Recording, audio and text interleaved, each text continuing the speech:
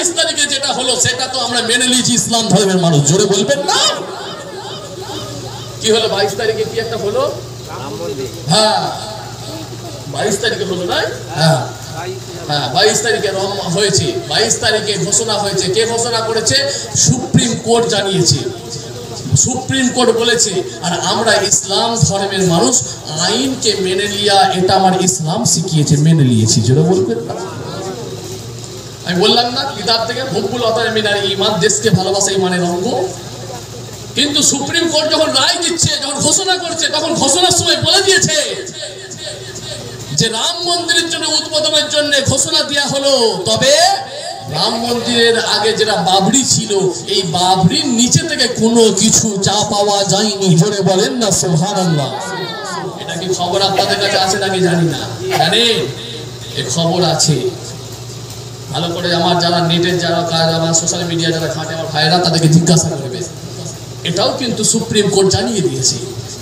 হ্যাঁ আমার দোস্ত আমার, এরপর সুপ্রিম কোর্ট আর একটা কথা জানিয়েছে, অযোধ্যা থেকে 26 কিলোমিটার দূরে একটা মসজিদের ঘোষণা, অযোধ্যা থেকে 26 কিলোমিটার দূরে, সেটাও জানিয়েছে।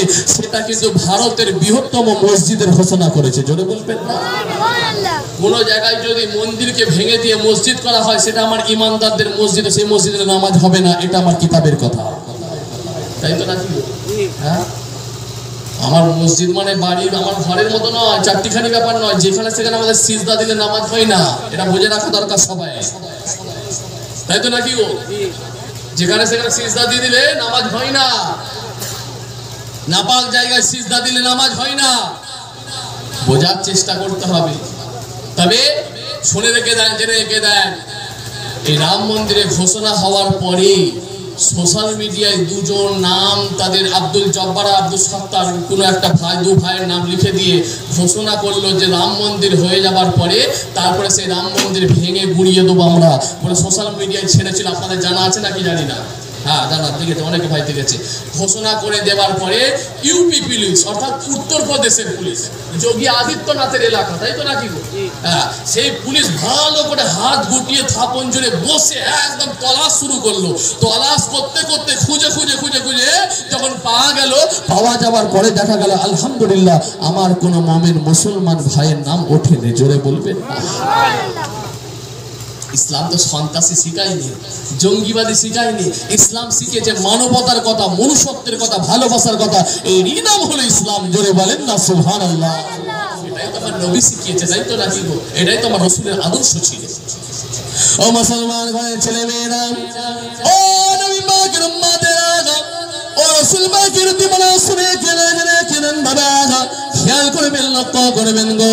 দুরূদ শরীফ কেন পড়বেন, কালেমা শরীফ কেন পড়বেন, নবীকে কেন মহব্বত করবেন গো, রাসূলকে কেন ভালোবাসবেন? শুনে কেনা জেনে কেনেন। আপনার আমার ঈমানটা কিসে? শুনে কেনা জেনে কেনেন গো। আপনার আমার ঈমান হলো নামাজে ঈমান নয়, দাড়িতে ঈমান নয়, বড় বড় জুব্বাতে ঈমান নয়, মিষ্টি মিষ্টি কথা তো ঈমান নয়। আপনার আমার ঈমান হলো নিজের জীবনের থেকে বেশি বেশি বেশি বেশি বেশি বিশ্ব নবী, বিশ্ব রাসূলকে ভালোবাসা আপনার আমার ঈমান। আরো জোরে বলে সুবহানাল্লাহ। হযরত ওমর ফারুক আল্লাহ নবীকে বলে দিয়েছিলেন, ইয়া রাসূলুল্লাহ, ইয়া হাবিবাল্লাহ, হুজুর হুজুর আমি ওমর আপনাকে আমার বিবি থেকে, বাচ্চাদের থেকে, ধন সম্পদের থেকে বেশি ভালোবাসি, তবে কিন্তু আমি ওমর আপনাকে আমার নিজের জীবনের থেকে বেশি ভালোবাসতে পারি নাই। আল্লাহ নবী বললেন, হে ওমর শুনে গেলা জেনে গেলা, এখনো পর্যন্ত তুমি প্রকৃত মুমিন ব্যক্তি হতে পারো নাই। একথা বলার সঙ্গে সঙ্গে হযরত ওমর ঝরঝর করে কাঁদতে শুরু করেছে, বুক ভরা বেদনা, চোখ ভরা পানি টপ টপ করে পড়ছে। আল্লাহ নবীর কাছ থেকে অন্তরের নেকফাইসটা যদি না ওমর ফারুকের কাছে পৌঁছে যায়, ওমর ফারুক বলে দেয়, ইয়া রাসূলুল্লাহ, ইয়া হাবিবাল্লাহ, হুজুর আমি ওমর এই মুহূর্তে আপনাকে আমার নিজের জীবনের থেকে বেশি ভালোবেসে ফেলেছি। আল্লাহ নবী বললেন, হে ওমর শুনে কেনা জেনে কেনা, এই মুহূর্তে তুমি প্রকৃত মুমিন ব্যক্তির খাতায় নাম খানা লিখিয়ে দিয়েছো। যতক্ষণ পর্যন্ত জীবনের থেকে বেশি রাসূলকে ভালো না বাসতে পারবে, ততক্ষণ পর্যন্ত মুমিন মুসলমান নয়। গোশ খাওয়ার নাম কি মুসলমান? হ্যাঁ, গোশ খাওয়ার নামই শুধু মুসলমান নয়, মুসলমান হতে গেলে প্রকৃত ঈমানদার হতে হবে। প্রকৃত ঈমানদার হলে আপনার কথাবার্তা, আপনার চলাফেরা সমস্ত কিছু অপর মুসলমান, অপর মোমেন যেন কষ্ট না পায়। বোঝার চেষ্টা করেন, লক্ষ্য করেন চারিদিকে কি চলছে। এখন সব লটারি খোর বেড়ে গেছে। গ্রামে এত লটারি খোর বেড়েছে, নিজেরা লটারি খোঁজ হয়ে গেছে। নিজেরা বা লটারি কাটতে গেলে লজ্জা লাগে বলে তারপরে কি করেছে জানেন, ওই জন্য নিজেদেরকে লজ্জা লাগে বলে বাচ্চা ছেলেগুলোকে দিয়ে পাঠাচ্ছে লটারি কাটতে। বাচ্চা ছেলেগুলো হাত দিয়ে পাঠাচ্ছে লটারি কাটতে। ভাই আমার দোস্ত, আমার সমাজ কোথায় গেছে? দুঃখ লাগে, কষ্ট লাগে। চারিদিকে এই অবস্থা চলছে, চারিদিকে খুব কঠিন অবস্থা, চারিদিকে খুব কঠিন অবস্থা, করুণ পরিস্থিতি চলছে। মুসলমান কবে বুঝবে, কবে বুঝবে আল্লাহর হুকুম মানেন? এই যে আমি আপনাদেরকে একটা জিনিস দেখাবো বলে আরো বার করলাম, দেখতে পাচ্ছেন নাকি জানেন না? মাথায় টুপি দিয়ে লটারি বিক্রি করছে, দেখতে পাচ্ছেন? আল্লাহর কসম আমি দেখাচ্ছি, হয়তো দেখতে পাচ্ছেন কিনা জানি না।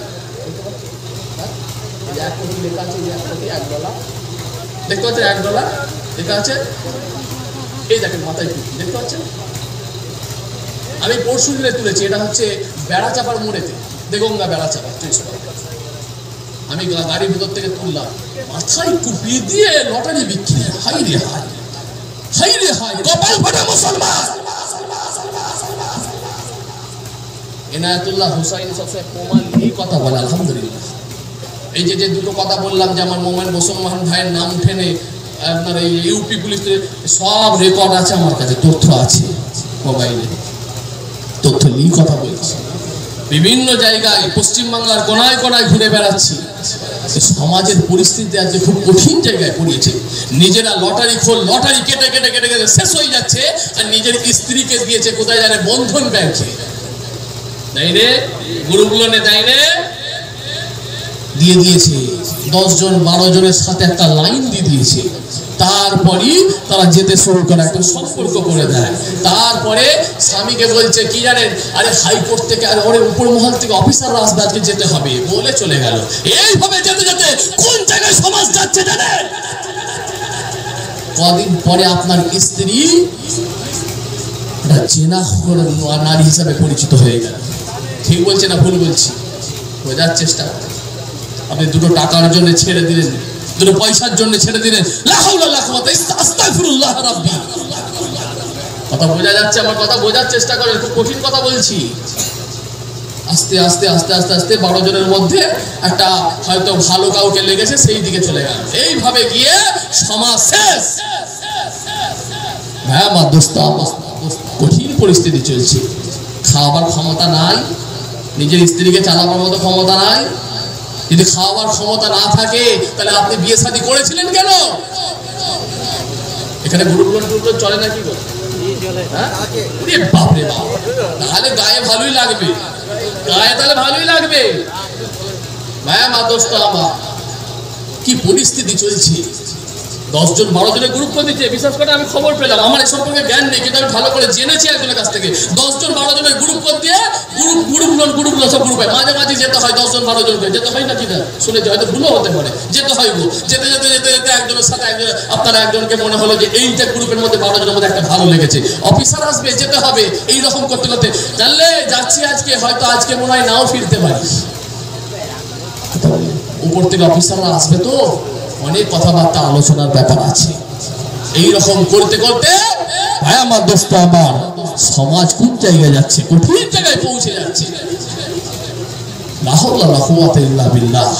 ভাই আমার দোস্ত আমার, ও ভাই জানেনা, জওয়ান তরুণেরা, ও আমার মুরব্বিয়ারা, ও নবী পাকের উম্মতেরা, ও রাসূল পাকের দিওয়ানা, শুনে কেনা জেনে কেন বাবা, কি কঠিন কথা বললাম আপনাদের কাছে, কি কঠিন কথা জানালাম। শুনে কেনা জেনে কেন আল্লাহ নবী আল্লাহ রাসূলের কাছে একজন মহিলা এসে বলে, ইয়া রাসূলুল্লাহ, ইয়া হাবিবাল্লাহ, হুজুর, হুজুর আপনি আমার উপরে শাস্তি প্রয়োগ করে দেন। আল্লাহ নবী জিজ্ঞাসা করেছিলেন, কেন কেন কেন? আল্লাহ নবী জিজ্ঞাসা করলেন, কেন কেন কেন? বলার সঙ্গে সঙ্গে ওই সঙ্গে সঙ্গে আল্লাহ নবী আল্লাহ রাসূলকে মহিলা সাহাবী বলেছিলেন, ইয়া রাসূলুল্লাহ, ইয়া হাবিবাল্লাহ, হুজুর, হুজুর আমি জিন আঙা করে ফেলেছি। কি করেছি? জিনা করে ফেলেছি। আল্লাহ নবী আল্লাহ রাসূল জিজ্ঞাসা করেছিলেন, আল্লাহ নবী বললেন, না না, তুমি জিনা করতে পারো না। এমন সময় বলে ইয়া রাসূলুল্লাহ ইয়া হাবিবাল্লাহ হুজুর, হুজুর আমি জিনা করে ফেলেছি। আল্লাহর নবী জিজ্ঞাসা করেছিলেন বলো বলো বলো বলো বলো সাক্ষী কোথায় আছে, সাক্ষী কই? ইয়া রাসূলুল্লাহ ইয়া হাবিবাল্লাহ হুজুর, হুজুর সাক্ষী নাই সাক্ষী নাই সাক্ষী নাই, আমি নিজেই সাক্ষী দিচ্ছি আমি জিনা করে ফেলেছি। এমন সময় আল্লাহর নবী আল্লাহ রাসূল জিজ্ঞাসা করেছিলেন তুমি জিনা করার পরে তোমায় কি এখন হামেলা আছো? এমন সময় মহিলা সাহাবী জানিয়েছিলেন ইয়া রাসূলুল্লাহ ইয়া হাবিবাল্লাহ হুজুর, হুজুর আমি এখন হামেলা হয়ে গিয়েছি, আমি এখন গর্ভবতী হয়ে গিয়েছি। আল্লাহ নবী জিজ্ঞাসা জানিয়ে দিলেন, আল্লাহ রাসূল বললেন ও আমার মহিলা সাহাবী শুনে কেন জেনে কেন আমি রাসূলুল্লাহ বলছি এখন তোমার উপরে ইসলামের শর্তটা প্রয়োগ করা যাবে না। নবী রাসূল তোমার উপরে এখন ইসলামের যেটা হুকুম আইন সেটা তোমার উপরে এখন প্রয়োগ করা যাবে না। আর আপনার আমার সমাজে এমন পরিস্থিতি চলছে, স্ত্রী আছে, স্ত্রী এমন একটা লাথি মারলো, খবর পেলাম যে স্ত্রীর বাচ্চাটা নষ্ট হয়ে গেছে, এরকমও ঘটনা ঘটে, খবর পাই। ঠিক না বলছি, ভুল বলছি? আল্লাহ নবী আল্লাহ রাসূল জানিয়ে দিলেন এখন তোমার উপরে কোনোভাবে ইসলামের আইন প্রয়োগ করা যাবে না, তুমি চলে যাও চলে যাও চলে যাও। এখন তুমি বাড়িতে পৌঁছে যাও, যখন তোমার সন্তান ভূমিষ্ঠ হবে পৃথিবীর জমিনে আসবে তারপরে তুমি আমার কাছে আসবে। বেশ কিছু বছর পরে সঙ্গে সঙ্গে মহিলা সাহাবী আবার রাসূলুল্লাহ দরবারে এসে হাজির, ইয়া রাসূলুল্লাহ ইয়া হাবিবাল্লাহ হুজুর, হুজুর এবারে আমি সন্তান জন্ম দিয়ে দিয়েছি। আল্লাহ নবী জানিয়ে দিলেন এখন কি সন্তান তোমার বয়স কত, তোমার সন্তানের বয়স কত? আল্লাহ নবীকে যখন মহিলা সাহাবী বললেন ইয়া রাসূলুল্লাহ ইয়া হাবিবাল্লাহ হুজুর, হুজুর আমার এখন সন্তান খুবই ছোট। আল্লাহ নবী জানিয়ে দিলেন ও আমার মহিলা সাহাবী শুনে রেখে নাও জেনে রেখে নাও, এখন কি তোমার বাচ্চা তোমার খাদ্য ছাড়া বাঁচতে পারবে কি? ইয়া রাসূলুল্লাহ ইয়া হাবিবাল্লাহ হুজুর, না না না না না না, আমার খাদ্য ছাড়া এখন আমার সন্তান বাঁচতে পারবে না। আল্লাহ নবী জানিয়ে দিলেন ও আমার মহিলা সাহাবী যাও যাও চলে যাও চলে যাও চলে যাও, এখন তুমি ফিরে চলে যাও, যখন তোমার বাচ্চা তোমার খাদ্য ছাড়া চলাফেরা করতে বাঁচতে পারবে তখন তুমি আমার নিকটে চলে আসবে। এখন যখন বাচ্চার বয়স 2 থেকে 2.5 বছর পার হয়ে গিয়েছে তখন সঙ্গে সঙ্গে আবার এই মহিলা সাহাবী আল্লাহ নবী আল্লাহ রাসূলের সামনে এসে হাজির, ইয়া রাসূলুল্লাহ ইয়া হাবিবাল্লাহ হুজুর, হুজুর এখন আমার বাচ্চা আমার খাদ্য ছাড়া বাঁচতে পারবে। আল্লাহ নবী আল্লাহ রাসূল সঙ্গে সঙ্গে হযরতে আলীকে অর্ডার করলেন, এ আলী যাও যাও যাও যাও এই মহিলা সাহাবীকে নিয়ে যাও মরুভূমির দিকে নিয়ে যাও, ইসলামে যেটা আইন আছে, ইসলামে যেটা হুকুম আছে এই মহিলার উপরে সেই হুকুমটা তুমি জারি করে দাও। এবার শোনেন, জিনাখোরের জন্য ইসলামের আইনটা এবার কেরকম হচ্ছে দেখেন, ইসলামের হুকুমটা কেমন হচ্ছে দেখেন। আমার যে কথা বলছিলাম তার উপরে আমি ভিত্তি করে এই কথাটা বলছি।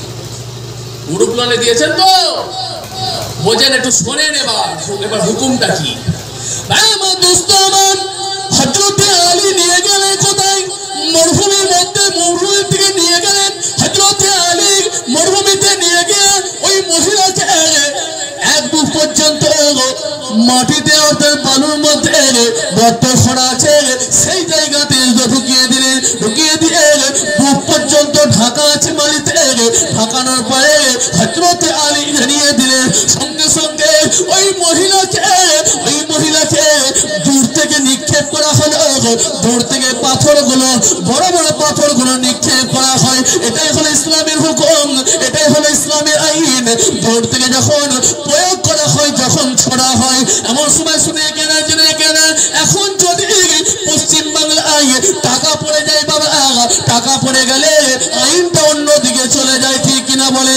শুনে কেনেন চোর তো চুরি করে নিয়েছে, কিন্তু শুনে কেনেন জেনে কেনেন আমি মক্কা শরীফে মদিনা শরীফে গিয়ে দেখলাম 3 বার করে গেছি, এখন একবারও আমার কোনো চোখে কোনো চোর দেখা দেয়নি, কোনো চোর দেখা দেয়নি আমার চোখে। কথা বুঝতে পারছেন? আর ফুটফাত শরীফে আমার দাদা হুজুর পীর কেবলার 21, 22, 23 ফাল্গুন, আর আপনার গ্রামে যখন এইসব বসে আছেন, কত জায়গায় খবর পাচ্ছি, ভাইজান মানি ব্যাগটা কোথায় গেল? মাহফিলে বসে যা মানি ব্যাগটা কোথায় গেল, ভাই মোবাইলটা কোথায় গেল, সুইচ অফ। ঠিক না ভুল বলছি বলে?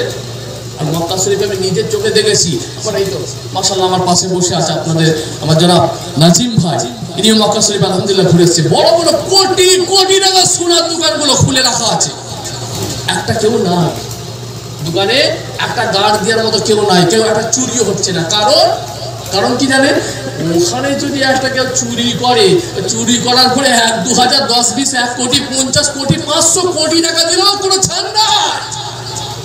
সঙ্গে সঙ্গে কি হবে গো, হাত কাটা। জীবনের মতো চুরি করার নাম ভুলে যাবে। কথা বুঝতে পারলেন? ভাই আমার দোস্ত আমার শুনে কেন জিনা খন্ড আপনার আমার এখানে দেখতে পাওয়া যায়, মক্কা শরীফ মদিনা শরীফে দেখতে পাওয়া যায় না। সঙ্গে সঙ্গে হযরতে আলী দূর থেকে পাথর নিক্ষেপ করতে শুরু করে। পাথর নিক্ষেপ করার পরে ওই মহিলার শরীর থেকে বাদান থেকে রক্তগুলো ছিটকে পড়তে শুরু হয়, মাথার মগজগুলো ছিটকে পড়তে শুরু হয়ে গেছে। এক ফোঁটা রক্ত সঙ্গে সঙ্গে হযরতে আলী হুজুরের শরীরে বাদানের মধ্যে ছিটকে পড়ে। আল্লাহ নবী হযরতে আলী মনে দিয়ে খুব দুঃখ পেয়ে গেলেন, কোনো কষ্ট পেয়ে গেলেন। নাপাকি মহিলার খুন আমার রক্ত না আমার শরীরে পড়েছে, মনের দিকে খুব কষ্ট পেয়ে গেলেন, ব্যথা পেয়ে গেলেন। আল্লাহ নবী আল্লাহ রাসূলের কাছে গিয়ে হাজির, ইয়া রাসূলুল্লাহ ইয়া হাবিবাল্লাহ, হুজুর নাপাক রক্ত খুনটা আমার শরীরের মধ্যে ফোঁটা ছিটকে লেগে গিয়েছে। আল্লাহ নবী জানিয়ে দিলেন, হে আলী শুনে কেন খবরদার তুমি নাপাকি বলো না, জাহান্নামী বলো না। আমি রাসূলুল্লাহ বলছি, ওই মহিলা আমার দরবারে খুব কান্নাকাটি করে মাপ চেয়েছে, আল্লাহর দরবারে কেঁদে মাপ চেয়েছে। লাস্টকালে নিজের উপরে ইসলামের আইনটা মেনে নিয়ে দুনিয়া থেকে বিদায় নিয়ে চলে গেছে। আমি রাসূলুল্লাহ বলছি, আল্লাহ পাকের তরফ থেকে এই মহিলাকে মাফ করে দেওয়া হবে। আল্লাহ চাইলে মাফ করে দিয়ে ঠিকানা হয়তো জান্নাত হয়ে যেতে পারে। খবরদার তুমি নাপাকি বলো না। বোঝার চেষ্টা করে, লক্ষ্য করে। এমন কোনো কিছু নফল ইবাদত আছে, আপনার আমার গুনার খাতা ভারী হলে নেকির খাতা হালকা হয়ে গেল। এমন কিছু নফল ইবাদত আছে যার ওসিলায় আপনাকে আমাকে আল্লাহ পাক জান্নাত দিয়ে দিতে পারে। ছোট বলবেন না? আল্লাহ নবী আল্লাহ রাসূল সাহাবাকে, বাবা আব্দুল আজিজ সাহাবাকে বললেন, আমার সাহাবা আব্দুল আজিজ, যখন তুমি একা থাকবে, নির্জনে থাকবে, তুমি তোমার জবানটাকে বেকার করবে না। তুমি তোমার জবান দিয়ে আল্লাহ আল্লাহ করবে, কালিমা শরীফ, দরুদ শরীফ পড়বে। না জানি আমার আল্লাহ এর ওসিলায় তোমার ঠিকানা জান্নাত করে দিতে পারে। জোরে বলবেন না? কালিমা শরীফ পড়ায়, দরুদ শরীফ পড়ায়, হয়তো কষ্ট পেতে পারেন, দুঃখ নিতে পারেন। একবার দরুদ শরীফ খানা পড়লে আমার আল্লাহ পাক আপনার আমার নামাজ আমলে 180 খানা সওয়াব লিখে দেয়। জোরে বলবেন না? দরুদ শরীফ পড়লে নফল ইবাদত পাওয়া যায়। না জানি এর ওসিলায় আল্লাহ জান্নাত দিয়ে দিতে পারে। জোরে বলবেন না?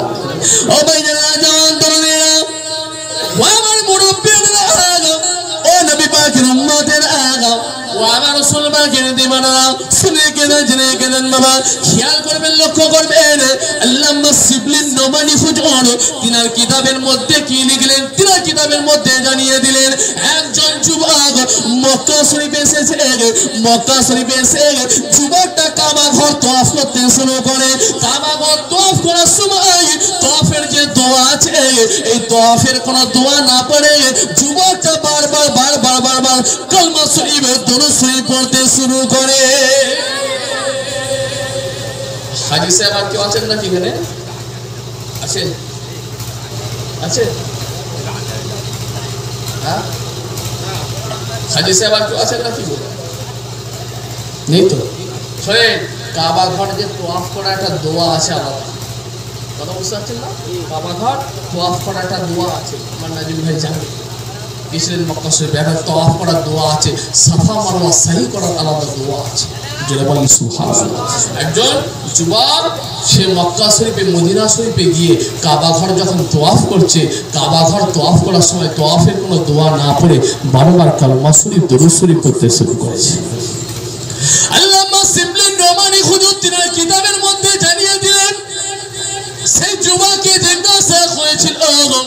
হে যুবক তুমি কাবা ঘর তওয়াফ করছো, তুমি কি তওয়াফের কোনো দোয়া জানো না?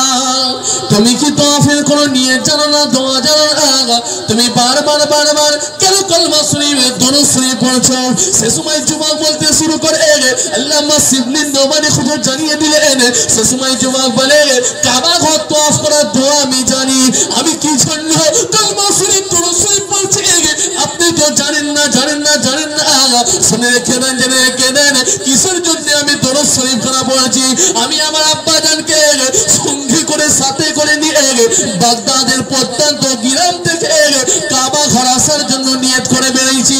মদিনা শরীফে রাসূলুল্লাহর মাজার জিয়ারতের জন্য নিয়ত করে বেরিয়ে পড়েছি। বাড়িতে আসার সময় পথে আমার আব্বা জান ইন্তেকাল করে গিয়েছে। আমার আব্বা জানের ইন্তেকালের পরে আমার আব্বা জানের মুখটা আল্লাহ পাক খিঞ্জিরের আকৃতিতে পরিণত করে দিয়েছে। কিসের আকৃতি? কথা বলে খিঞ্জির। খিঞ্জির মানে কি জানেন তো? শুকা খিঞ্জির। কথা বললেন এটাতে আল্লাহ এইরকম একটা মুখটা পরিবর্তন করে খিঞ্জিরের আকৃতিতে আল্লাহ পরিণত করে দিয়েছে। শুকরের আকৃতিতে পরিণত করে দিয়েছে। আল্লামা শিবলি নোমানি হুজুর বললেন তারপরে কি ঘটনা হলো? আল্লাহর ওলি মানুষ, আপনাকে আমি চিনতে পারলাম না, তবে আমি আপনাকে বুঝতে পারলাম না, তবে একটা কথা বললাম শুনে রেখে দেন। আমার আব্বা জানের মুখটাকে যখন আল্লাহ পাক খিঞ্জিরের আকৃতিতে পরিণত করেছে সে সময় আমি ঝরঝর করে কাঁদতে শুরু করেছিলাম আল্লাহ পাকের দরবারে। এই রব্বুল আলামিন আল্লাহ পাক দয়াময় আল্লাহ, কেন এমনটা হলো? কি জন্য এমন হলো? কি এমন গুনাহ করেছে আমার আব্বা? আমার আব্বা জানের মুখটাকে খিঞ্জিরের আকৃতিতে পরিণত হয়েছে। এমন সময় আমি ঝরঝর করে কাঁদতে শুরু করলাম। আল্লাহ পাক এই লজ্জার কথা, এই শরমের কথা কি করে জানাবো মানুষকে, কি করে বলবো?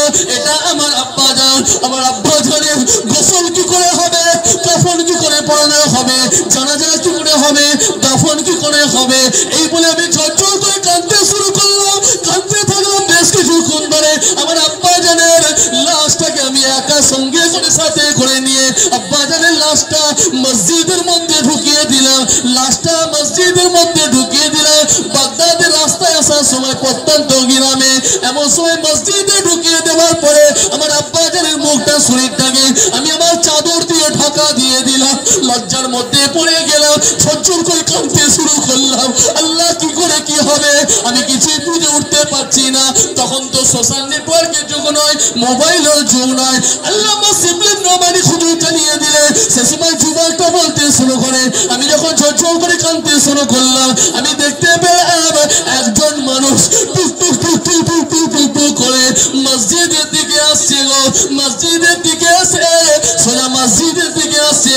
আমাকে বলতে শুরু করে মানুষটা, হ্যাঁ যুবক শুনে কেন, জুড়ে কেন, তোমার আব্বা জানের লাশটা কোথায় রেখেছো? তোমার আব্বা জানের লাশটা কোথায় রেখেছো?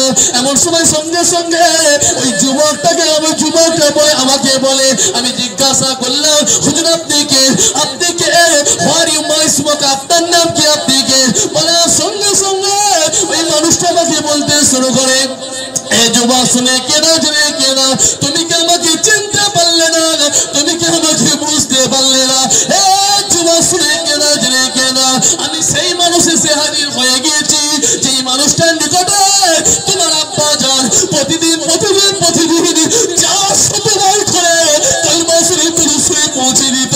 সেই মানুষটার অন্য কেউ নয়, সেই মানুষটা আমি সোনার মদিনা মুনাওয়ারা থেকে বিশ্ব নবী বিশ্ব রাসূল এসে হাজির হয়ে গেছি। আরো জোরে বলে আমি রাসূলুল্লাহ স্বয়ং নিজে এসে হাজির হয়েছি। এ কথা শোনার সঙ্গে সঙ্গে ঝরঝর করে আমি কাঁদতে শুরু করলাম।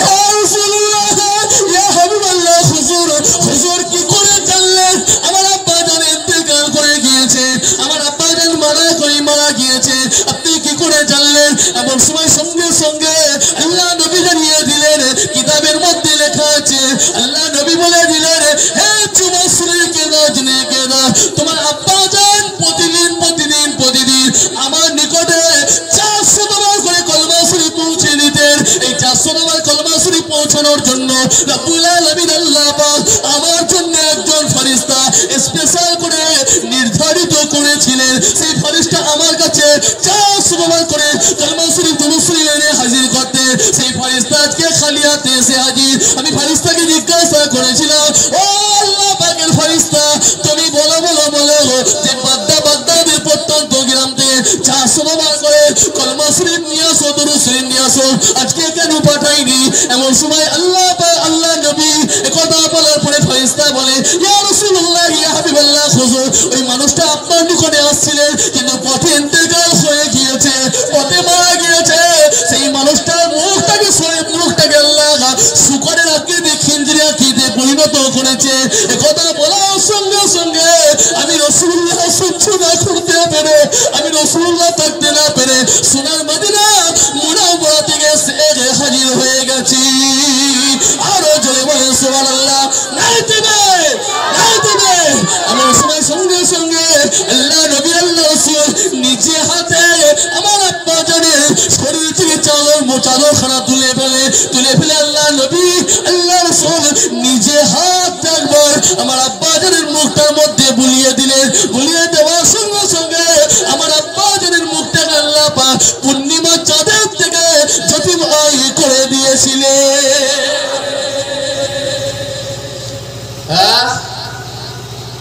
যুবক বলে আল্লামা শিবলি নোমানী হুজুরকে তারপর আল্লামা শিবলি নোমানী হুজুর জিজ্ঞাসা করলেন তারপরে তোমার আব্বার জানাজা কিভাবে হলো কিভাবে গোসল দিয়া কাফন পরানো দাফন করা কিভাবে কি হলো বলার সঙ্গে সঙ্গে যুবক বলতে শুরু করে দিয়েছে কিছুক্ষণ পরে আমি দেখতে পেলাম মানুষগুলো সব গ্রাম থেকে কাতারে দৌড়ে আসছে মসজিদের দিকে আমি প্রত্যেকটা মানুষকে জিজ্ঞাসা করেছিলাম ও বাগদাদের মানুষেরা শরীর কেনা তোমরা কি করে খবর পেলে আমার আব্বা জান ইন্তেকাল করেছে জানাজার খবর কি করে তোমরা পেলে কথা বলার সঙ্গে সঙ্গে প্রতিটা মানুষ একটা কথা বলে দিয়েছিল হে যুবক শরীর কেনা তোমার আব্বা জানের লাশটা খবর জানাজার খবর কোনো মানুষ আমাদের কেনায়নি ঝুলন্ত আসমান থেকে একটা গায়েবী আওয়াজ আসছে তোমরা তোমাদের যদি গুনাহগুলোকে মার্জন করে ফেলতে যাও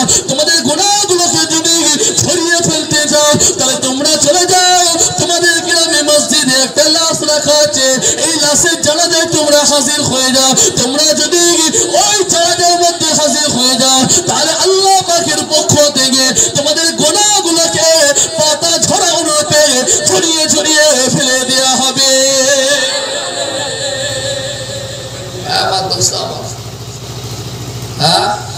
হয়তো আপনাদেরকে ভালো লাগছে না ভালো লাগবে কি করে যদি এক্ষুনি বলি হাতে বালা পরা লোকগুলোকে ভালো লাগবে গা হাতে বালা কানে দুল হাতে পড়েছে বালা তোরা আমার কাছ থেকে ছিটকে পালা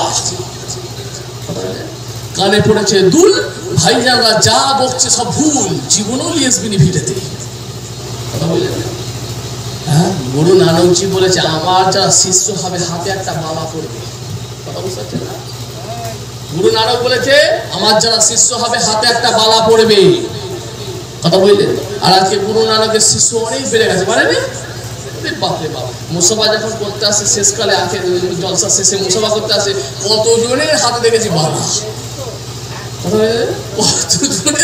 সে আবার চাপে পড়ে যায় যা কেন মুসাফা করতে এলেন রে বাবা আর মুসাফা করলে আমি হাতটা ধরে ফেলে হাতে কি এটা লজ্জায় পড়ে যায় ভাই খুলে ফেলে যার জীবনে পড়বনি তো ছেড়ে ফেলেছি লজ্জায় পড়ে যায় আবার কেউ বলে খুলে দেবো কেউ বলে কাটতে হবে ভাই যেন আর বেরোবে না তাও হাতে পড়েছে পালা পড়ে না গুরু নানকজি বলেছে আমার যারা শিষ্য হবে হাতে একটা বালা পড়বে তাহলেই তো গুরু নানকের শেষে হাসুর হবে কত খুশির খবর তাই না তাদের জন্য খুব খুশির খবর আপনার আমার জন্য খুব দুঃখের খবর তাই তো তারা ভালোবাসছে অনুকরণ করছে এটাই তো কিতাবে লেখা আছে যে যার সাথে অনুকরণ করবে তার সাথে তার হাসর নাসর হবে তোমার গুরু নানকের সাথে হাসর নাসর করতে সব গেছে তোমার জন্য তো খুশির খবর আমি জানিয়ে দিয়ে যাচ্ছি আর আমার জন্য তো খুব দুঃখের খবর কারণ আমার রাসূলুল্লাহ বিশ্ব নবী বললেন তোমরা যদি আমি রাসূলুল্লাহ শিষ্য হয়ে যাও আমি নবীকে মহব্বত করে ভালোবাসো মান হাব্বা সুন্নতি ফাকাদ হাব্বানি ওয়া মান হাব্বানি কানা মাই ফিল জান্নাত আমি রাসূলুল্লাহ বলছি আমার সাথে একসাথে জান্নাতে পাশাপাশি বাস করবে জোরে বলবেন না আরে জোরে হবে না